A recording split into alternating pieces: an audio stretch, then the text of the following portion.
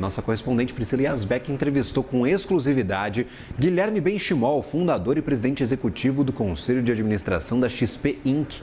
E para ele, o investidor de fora vê o Brasil como a bola da vez. Mas, apesar deste otimismo gringo, o problema relacionado ao setor fiscal do Brasil pode afastar os estrangeiros. Vamos acompanhar. Estamos aqui fazendo mais uma entrevista especial na Brasil Week com o Guilherme Benchimol, que é fundador da XP. Benchimol, muito obrigada por conversar com a gente. E num dia especial, 25 anos de aniversário da XP, é isso? É isso aí, 25 anos hoje, parece que foi ontem, mas já passou esse tempo todo. Já tenho mais tempo de empresa do que de vida, né? Eu comecei a empresa aos 24, tenho 49, mas o sentimento é que a gente está apenas começando. Ao pensar hoje que a empresa completou 25 anos, o que mais te veio à mente? Eu comecei a empresa, o começo, a história real é que era uma aventura. Eu nunca imaginei que eu ia chegar onde eu cheguei. Né? No começo eu queria apenas sobreviver, então eu comecei a XP porque eu fui demitido. Né? Então eu montei a empresa porque eu não queria ser demitido. No começo eu queria ganhar um dinheiro, queria conseguir me manter e aos pouquinhos as coisas foram se conectando. Eu acho que você gosta daquilo que você faz bem, né? Eu fui sendo um bom assessor de investimentos e depois fui aprendendo a montar time e a perceber o tamanho da oportunidade. No final, eu acho que quando você abre um pouco a cabeça e você entende um pouco sobre o que outras empresas de investimentos fizeram no mundo, você vai adaptando um pouco dessa história ao seu ambiente no Brasil, no meu caso, né? E eu fui vendo que o Brasil tinha, de fato, uma grande oportunidade. A gente tem a maior concentração bancária do mundo. E aquilo acabava sendo, aliás, é até hoje uma grande oportunidade. Né? Então, quando você vai vendo essa dor na sociedade e você vai tendo um time competente que vai te complementando, foi um pouco a trajetória que eu fui criando. Né? Mas a parte mais difícil é você ir se transformando, porque comecei a empresa era só eu. São 9 mil funcionários, são 5 milhões de clientes, são 2 trilhões de ativos.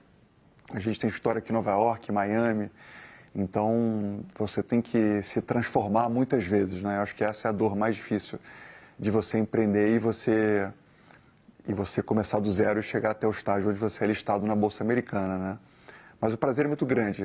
É bom ver o impacto que você gera na sociedade, o impacto que você gera nos sócios, você vê os times crescendo, você vê a consciência que você traz sobre dinheiro no Brasil. Então, as pessoas do Brasil ainda confiam no gerente, na poupança. Então, tem uma grande oportunidade que é justamente criar essa figura do assessor de investimentos, mostrar que ele pode cada vez mais atender o brasileiro melhor, ajudar os brasileiros a terem mais liberdade financeira, porque quando você cuida bem do seu dinheiro, é o que você consegue a médio e longo prazo. Então, isso tudo me dá muito prazer e o que eu quero é continuar melhorando cada vez mais. Você disse numa entrevista recente que você seria mais duro com as assessorias de investimento. O que você quis dizer com isso? Não, mais duro não. Eu quis dizer que a gente... enfim, eu acho que quando você está consolidando o seu modelo de negócio, você quer crescer e às vezes a sua régua de qualidade ela é alta, mas o crescimento esbarra com qualidade. Então, acho que nesse aspecto a minha culpa é minha mesmo. Assim, foi o fato de eu ter colocado o crescimento e qualidade no mesmo nível e eu acho que eu errei nesse aspecto. A qualidade vem na frente, essa guinada a gente já deu há alguns anos, então eu tenho certeza que os nossos 20 mil assessores hoje entenderam esse movimento que a gente fez e eu acho que é isso que vai fazer a XP ser cada vez maior nos próximos anos, né? Ser uma empresa totalmente focada em qualidade e é isso que vai fazer a gente cada vez mais ser... A gente tem uma meta super audaciosa, que é até 2033 a gente ser a maior empresa de investimentos do Brasil. Então, acho que modéstia à parte, hoje nós somos a melhor e eu acho que se a gente mantiver essa atuada, que é o que a gente vai fazer, eu tenho certeza que a gente vai conseguir chegar lá. A gente está conversando aqui na Brasil Week, você tem falado com muitos empresários, com investidores estrangeiros. O que você mais escuta quando vocês estão conversando nos bastidores? Qual que é o papo de corredor que você escuta do investidor estrangeiro? O Brasil é a bola da vez, tem uma oportunidade gigantesca. muito mais porque teve um WO no mundo, né? Então, hoje você não tem muitos lugares do mundo investíveis. A economia americana vai crescer um pouco menos do que cresceu nos últimos anos, então quando você tem economia americana um pouco mais fraca, o dólar mais fraco, sobra mais dólar no mundo. Então, como você não tem muitos lugares investíveis, o Brasil, por ser um país continental, por ter uma democracia estabelecida, por ter abundância de energia e etc., isso acaba sendo extremamente atraente. A principal dor é justamente as questões fiscais. O Brasil tem uma carga tributária muito elevada, tem uma relação dívida-PIB também muito alta, então tem uma dor aqui que é: eu vou entrar no Brasil, eu vou comprar real, mas se o Brasil não endereçar as questões fiscais, eu posso sair do Brasil num dólar que eu não sei fazer a conta correta. Então, acho que se o Brasil fizer o dever de casa do ponto de vista fiscal, eu vejo que tem uma enxurrada de dólar que pode entrar no Brasil e pode ajudar a gente a fazer muitos investimentos diretos, gerar mais emprego, mais renda. Então, acho que tem muito otimismo, mas tem um certo ceticismo, em relação às questões fiscais, que a gente sabe que não vão ser endereçadas agora na eleição, mas em 2027 é um tema muito importante. Você falou sobre risco fiscal, que acarreta o risco monetário, mas também tem os riscos políticos no Brasil, né? A gente acabou de está passando por um escândalo do Banco Master. Como que você enxerga que esse tipo de risco também afeta os investimentos e também a visão do investidor estrangeiro?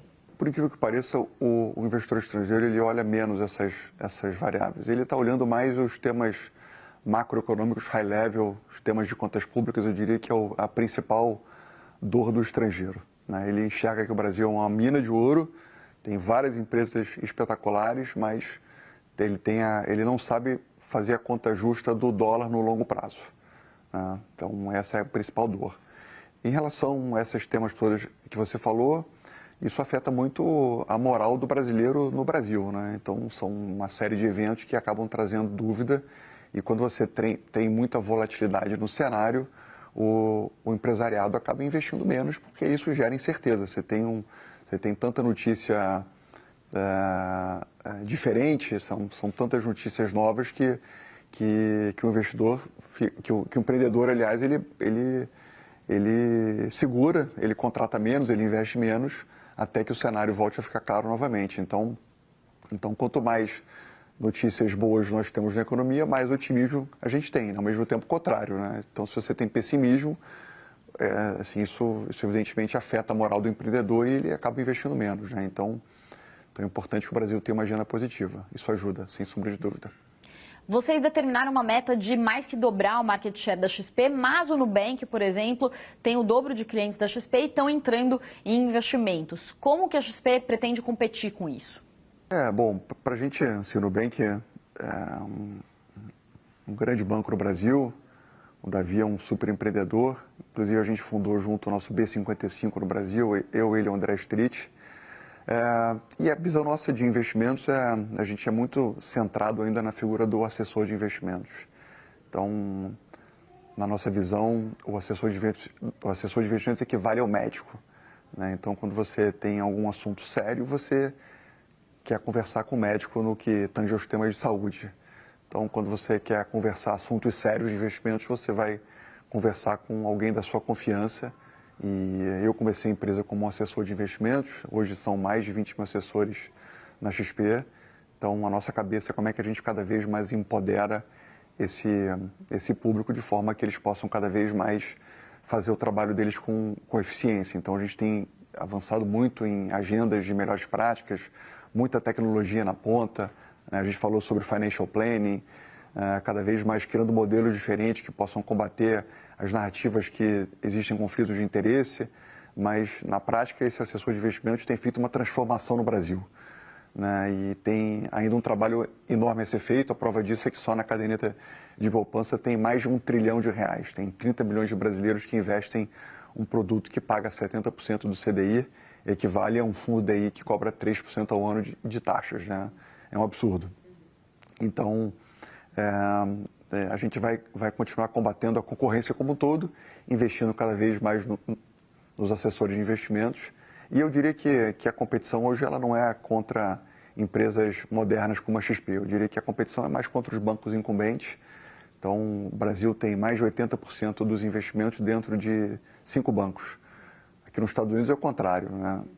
90% de todos os investimentos estão fora dos bancos, né? Então, eu diria que os bancos tendem a ser doadores de market share a longo prazo. E eu acho que a XP ela vai ganhar market share, eu acho que o Nubank e tantos outros que vão cada vez mais entender que aqui tem uma grande oportunidade. Um outro assunto que você tem falado bastante é sobre inteligência artificial e numa entrevista recente você disse que quem não usa inteligência artificial é carta fora do baralho. Como você enxerga o uso da IA tanto dentro da empresa quanto na vida pessoal, quanto no cotidiano das pessoas? Sim, a potência da inteligência artificial dobra a cada 4 meses, né? Então, daqui a 5 anos, nós somos hoje 1% do que seremos daqui a 5 anos. Então, isso já mostra o tamanho do abacaxi. Então, na XP a gente tem feito muitas coisas de forma que possam simplificar a companhia. Então, eu acho que aqui tem um ganho de escala muito bacana.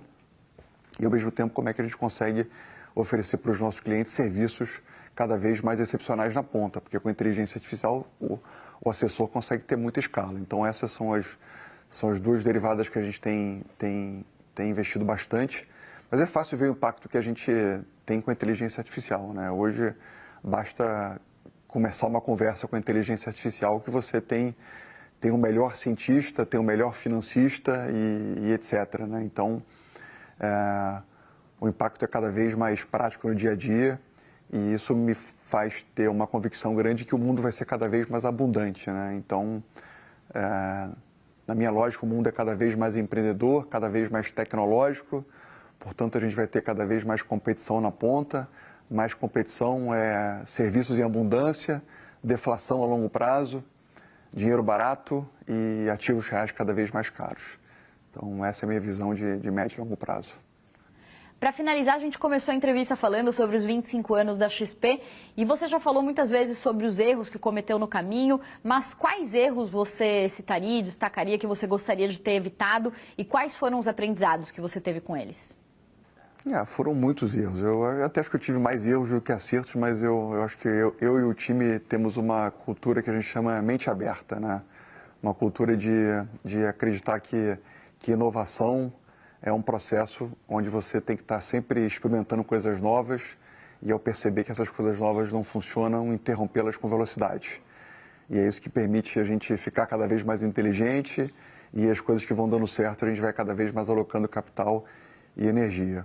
Mas eu acho que os principais erros que eu fiz, eu acho que foram... acho que quando você é jovem, você acha que você pode mudar as pessoas, né? E eu acho que mudar as pessoas não é uma coisa tão fácil assim. Você tem que trabalhar com gente que seja maleável, gente que queira crescer, que queira evoluir na vida, que queira aprender. Então, eu acho que talvez, durante a minha carreira, eu talvez quis mais do que talvez alguns funcionários que trabalharam comigo, né? Então, você não pode querer mais do que as pessoas. É importante que as pessoas queiram, que elas queiram mudar, que elas queiram avançar na vida. E eu acho que isso foi um aprendizado que eu tive, né? Você tem que trabalhar com gente que queira avançar, queira evoluir. Mas no final, o saldo é positivo. O senhor gostaria de acrescentar algo? Na comemoração dos 25 anos, eu acho que eu não posso deixar de lembrar dos meus sócios, né? Porque todo mundo acaba lembrando muito da empresa. Eu acabo sendo muito a cara da empresa, mas eu sempre digo que eu apenas comecei a empresa. Acho que meu maior mérito foi ter aprendido a trabalhar com gente que me complementasse. Então, é muito bom você ter uma empresa de sócios que estão no dia a dia e sem eles eu não teria feito nada. Então, a empresa não é do Guilherme, eu tenho um time de sócios extraordinários, tenho um CEO, que é o Thiago Mafra, que é espetacular, o Zé Berenguer, que é o CEO do nosso banco, também é espetacular, vários outros diretores que são geniais, e eu acho que é isso que faz a companhia dar certo e continuar avançando, né? Você tem que ser um fundador substituível. Eu adoro estar na empresa todos os dias, mas que bom que eu tenho um time hoje que é melhor do que eu, e eu tenho certeza que a empresa já é muito maior do que o Guilherme, e é uma empresa que é feita dentro de conceitos que é para durar o longo prazo. Então, eu me sinto muito feliz por ter chegado nesse estágio. Benchimol, muito obrigada pela entrevista. Foi um prazer conversar com você. Muito obrigada pelo seu tempo.